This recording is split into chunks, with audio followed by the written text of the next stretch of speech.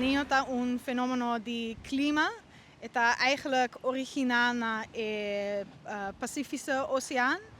Anto normalmente nan tin trade winds e viento duro que nós tin kinan tambe, kuta puxa e agua de Zuid-América para Ásia, pero en caso de El Niño, e viento tá zwak af un tiki e ture agua caliente de Zuid-Ásia tá beam back para Zuid-Amerika e essa tá causa El Niño eigenlijk.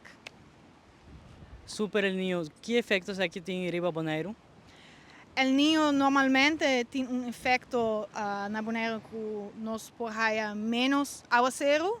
Anto un super El Niño no tiene menos aguacero, pero tiene un chance más alto para nos porraia menos aguacero.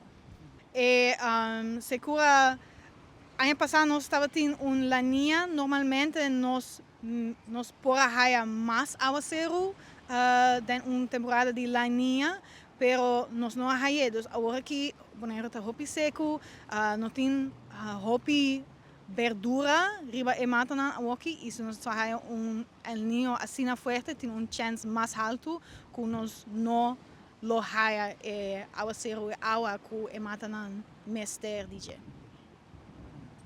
De mês, atualmente, você está monitoreando se aqui para a temporada bambisa com largo da dura?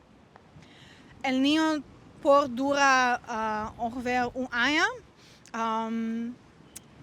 pero si está vira más fuerte, más sterk, por dura más tiempo, pero está así grande que no está stinapa, que está monitorear esa aquí, pero está noa de América que está monitorear esa aquí, y no está wak que resultado na nantaya. Será que tem um efeito para o câmbio de clima? Sí, sowieso. Enzo está fenómeno de clima es un más grande que nos tiene na mundo.